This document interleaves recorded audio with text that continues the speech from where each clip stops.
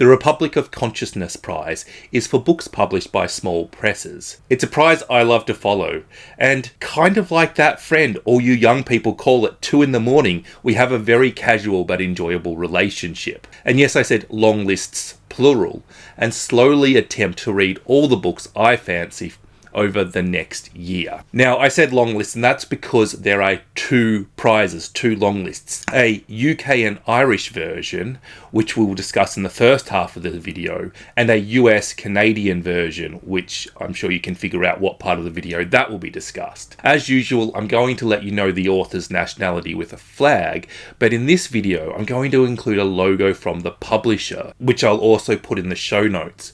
When you find a book that you like the sound of, I'd really like to encourage you to check out what else that publisher publishes, because often these publishers have very niche markets that they're very good at catering for, and they're well worth following. For example, if you love South American literature, you need to check out Charco Press. Finally, before I get into the books, I just want to give a bit of a shout out here. If you love the sound of this prize, but think that I'm being a bit of a commitment phobe about it, I encourage you to go check out Sarah at Eyes on Indie. She's definitely put a ring on this prize. Her channel is specialised towards books published by small and independent presses. Also, her videos are the perfect blend of research and intelligence, with a dash of the finest of human qualities, silliness. Now let's talk about the books. Daybook by Nathan Knapp. How can a person speak when they lose faith in the authority of their voice? One night on the cusp of winter, a man sits alone in silence and begins to lay words on an empty page. He speaks of ancestry and stymied ambition, of confusion and doubt, of what he despises and what he adores. He speaks of scriptures and commandments, of conformity and evangelism. He speaks of the lust and the shame that led him away from a doctrinaire upbringing, and the love that has sheltered him from his spiritual exile. And yet, in order to speak of these things, he finds he must speak back to the things he has already, so he returns to his earliest words, to ecludate the implications that were lost when he wrote them down. Definitely a book that could go either way. It's a debut novel, but at 150 pages, it's probably worth the investment of time it is to find out whether this is a love it or a hate it novel for you. Invisible Dogs by Charles Boyle. Unfortunate name. All I can think is I wonder if Jake Peralta has a book longlisted too. Invisible Dogs is the travel diary of an English writer invited to a country in which there are no dogs, but he keeps seeing them vanishing around corners. There are rumours of dogs gathering in the mountain, preparing an assault on the city. It is blurbed by Ali Smith, and that makes me want to check out the prose, and here is a quote. They ran in wild packs. They spread disease. They fouled the pavement. They kept us awake and then infected our dreams. They bred faster than rabbits. They laughed at the police. Whole districts became no-go areas. Finally, the government took action. They were rounded up and slaughtered and buried in pits, and now there are no dogs. More than the prose sticking out in that quote, I actually find the metaphor here for government control and society and people sticking out might actually be much more interesting. And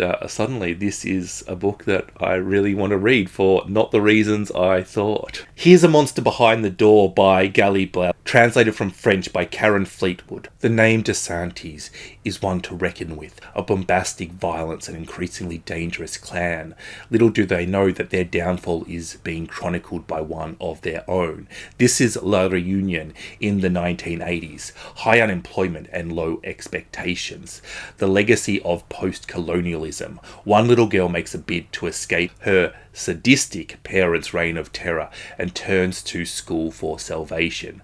Rich in the history of the island's custom and superstitions, driven by a wild offbeat humour, this picturesque tale manages to satirise the very notion of freedoms available in this French territory, and perhaps even the act of writing itself and where that might lead you. Mother Naked by Glen James Brown. The city of Durham, 1434. Out of a storm, an aging minstrel arrives at a cathedral to entertain the city's most powerful men. Mother Naked is his name, and the story he comes to tell is the legend of the Fell Wraith, the gruesome walking ghost, some say slaughtered the nearby village of Stegerton 40 years earlier. But is this monster only a myth born from the dim minds of toiling peasants? Or does the wraith and do the murders have real roots in events suffered by those fated to a lifetime of labour? As Mother Naked weaves the strands of mystery of class, religion, art and ale, it starts to seem as though the chilling truth might be closer to his privileged audience than they could ever imagine. That sounds really awesome. Célina by Catherine Axelrad, translated from French by Philip Terry. By the age of 15, Célina had lost her father to the sea,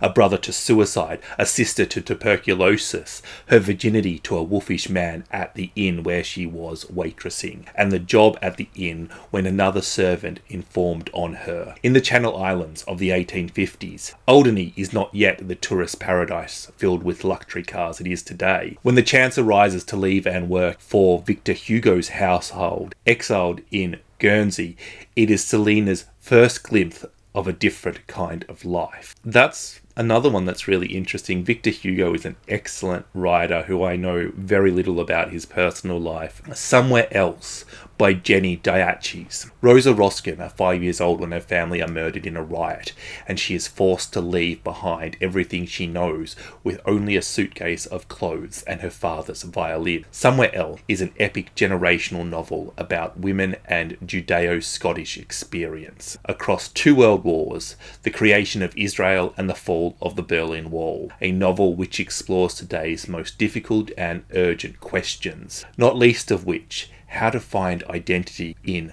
displacement. And to add to the appeal of this book, it is blurbed by Miriam Margolyes. Crooked Seeds by Karen Jennings. A woman in post-apartheid South Africa confronts her family's troubling past in this taut and daring novel about national trauma and collective guilt. Deirdre receives a call from South Africa's police department. Her family's home, recently reclaimed by the government, has been the scene of criminal investigation. The remains of several bodies have just been unearthed from their land after decades underground. Detectives pepper her. Was your mother a member of a pro-apartheid group in the 1990s? Is it true that your brother was building bombs as part of a terrorist plot? Deirdre doesn't know how to answer most of these questions.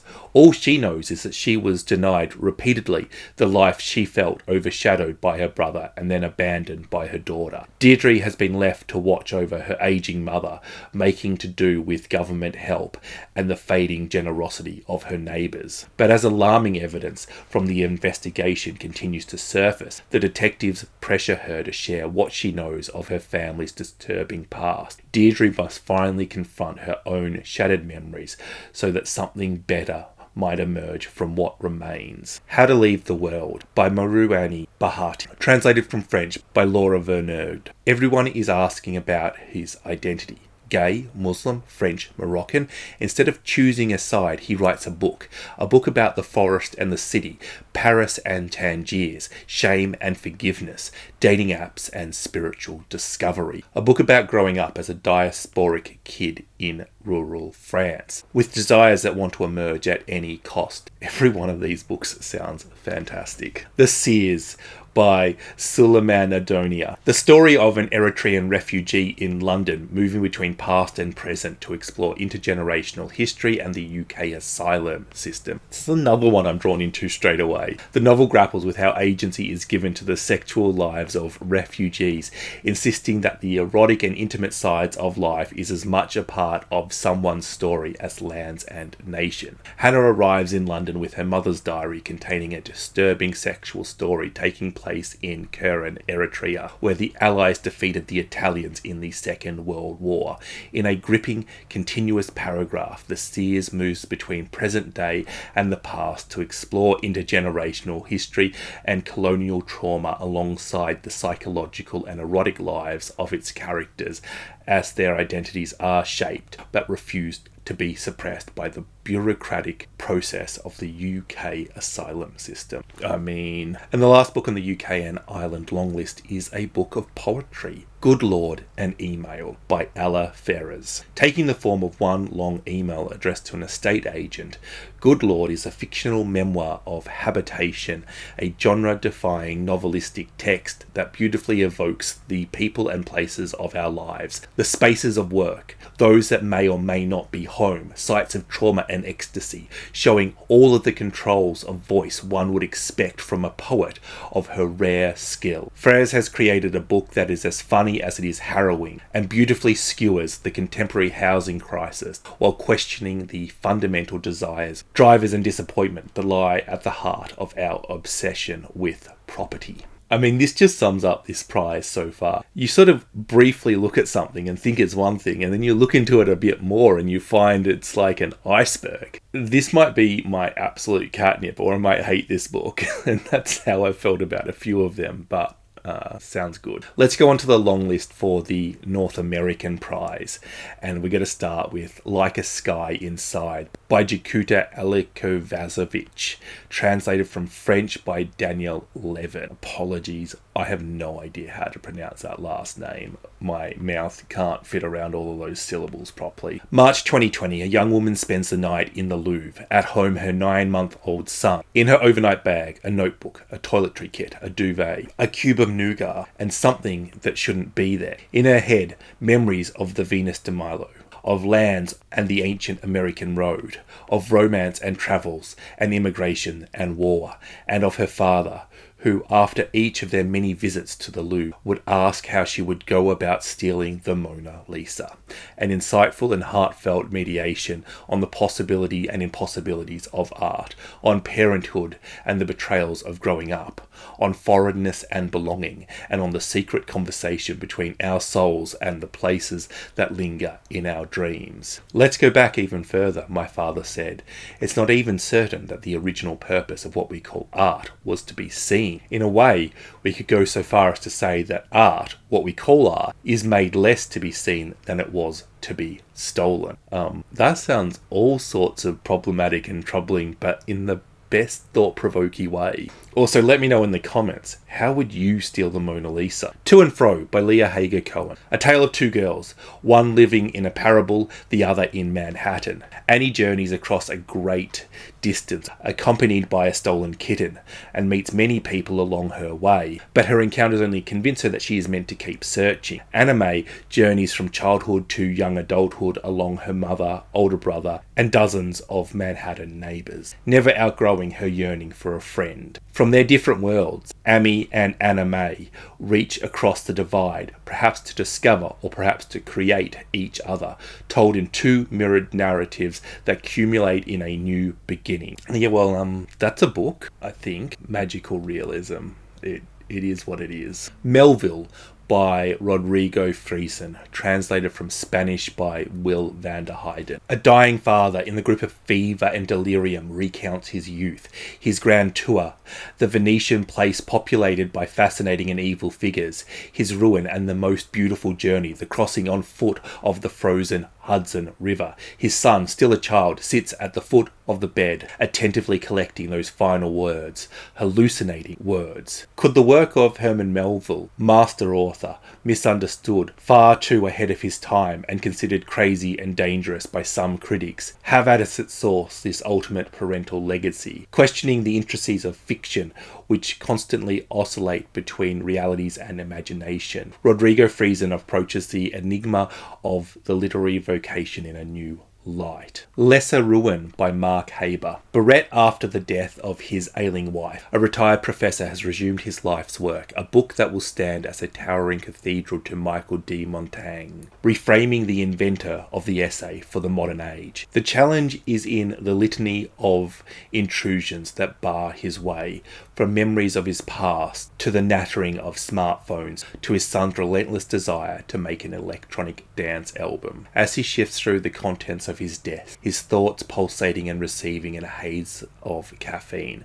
Ghosts and grievances spill out across the page, from the community college where he toiled in vain to the art colony in the Berkshires, from the endless pleasure of coffee to the finer points of Holocaust art. The professor's memory churns with sculptors, poets, painters and inventors, all obsessed with escaping both mediocrity and themselves. Can we have another mention of coffee in that description by Fairtrade? Title Lock by Lindsay Hill. Seeking to unlock the mysteries of her father's disappearance years before, a mercurial young woman comes to believe that the barren city she inhabits is actually the underworld, occupying the liminal space between reality, illusion, memory and mania. Alana recounts an allegorical journey from profound disorientation to absolute clarity, told in 265 short, titled passages gathered into 4 parts. Lindsay Hill's long-awaited second novel offers the reader a challenging, provocative and rewarding narrative experience. Overstaying by Arnie Koch, translated from German by Damon Seers. I don't see my writing as chronological or classically narrative. Koch's narrator is an impudent young woman, a contemporary Bartleby living alone in her parents' old house in the small hometown she hates but can't bring herself to leave. When a visitor turns up, promisingly new, she takes him in and instantly her life revolves around him. Yet it is hard to tell what exactly the visitor is: a mooch, a lover, an absence, a presence, possibly a pet. Mostly, he is a set of contradictions, an occasion for Koch's wild imagination to take readers into brilliant and unexpected directions. And I just have to apologise, I've just seen that I've been mispronouncing her name. It's Ariane. The Case of Kem by Vera Mustafachieva, translated from Bulgarian by Angela Rodel. The Case of Kem presents a series of dispositions by historical figures before a court and tells a straightforward tale.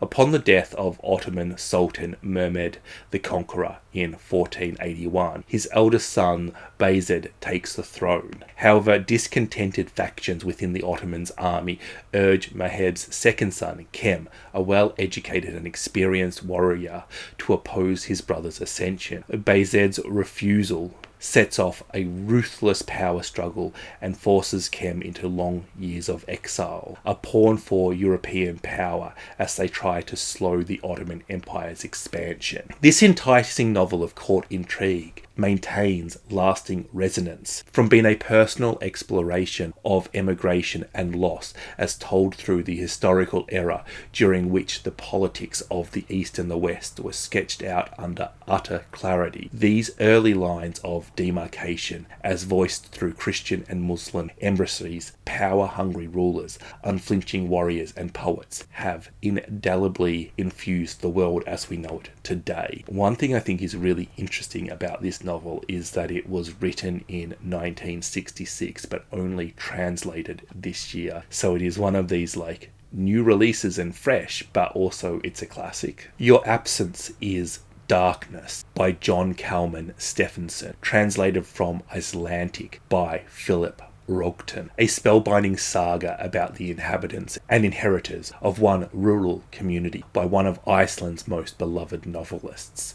A man comes to awareness in a church in rural Iceland, not knowing why he's there or how he arrived. When a local woman offers to reunite him with her sister, he realizes he's lost not only his bearings but his memory, as he doesn't recall either sister nor their mother. As the stories unfold, he plunges into a history spanning centuries and a city girl drawn into the fjords by the memory of a blue-eyed gaze. A pastor who writes the dead poets and falls in love with a stranger from afar, a woman who must abandon her son to save her family, a musician plagued by cosmic loneliness, and an alcoholic transfixed by the night sky, faced with the violence of destiny and the effects of choice made and avoided that cascade between lives. Each discovers the cost of happiness and must answer the difficult question of how to love and how to be loved. A romance about the misfortunes of mortality and the strange selves of life. Gifted by Suzumi Suzuki, translated from Japanese by Alison Markin Powell. This is one that I've actually read that I didn't really enjoy. I felt it was, I thought it was pretty poorly executed, actually. This is about a woman whose mother comes to live with her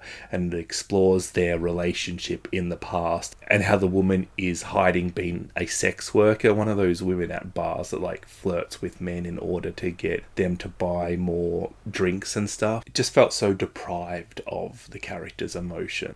Not one that I liked, but other people like it, and it's been popular enough to, be translated into English and stuff and be published and make it onto this prize long list. So, we don't always agree on books. Lublin by Manya Wilkerson. Elia is a lad with the visions, and Elia has the map. Zeke and Kiva aren't so sure. The water may run out before they find the village of lakes. The food may run out before the flake crescent pastries of Prune Town. They may never reach the village of girls. How disappointing. They may well have stumbled into Russian town, rumoured to be a dangerous place for Jews. It is. As three boys set off from Metrix with a case of bristle brushes to sell in the greatest market of Lublin, wearing shoes of uneven quality and possessed of decidedly unequal enthusiasm, they quickly find that nothing, not Elia's jokes, nor Kiva's prayers, or Ziv's sublime irritatingness, can prepare them for the future as it comes barreling down to meet them. Absurd, riveting, alarming, hilarious, the dialogue devastatingly sharp, and the pacing extraordinary. Lublin is a journey to nowhere that changes everything it touches. Love the sheer number of translated books on the US long list. 6 of the 10 titles, all from different languages too. Now, I follow some big book prizes, and sometimes all the good books on those long lists are books that I've already read before they're announced. And that is never the case with the Republic of Consciousness prize, which makes it so worth following. Now, I won't pretend that I liked every book on this list, because it's quite diverse stylistically, and not everybody has the same taste. We all like different things. Sometimes I don't think I even have the same taste in literature as I did yesterday. But I think if you read literary fiction of any variety, I'm sure you found quite a few books on these 2 long lists that are your kind of books. And that's why this is such a good prize to follow. Not everything will be good. Not everything will be worthwhile reading. But definitely some of these things are going to be amazing. And it's about figuring out which ones are the ones that you are going to find amazing. Thank you for watching. Don't forget to like and subscribe. And before I go, I just want to thank my wonderful patrons for all their support. You lot rock. Thank you for watching. Bye bye.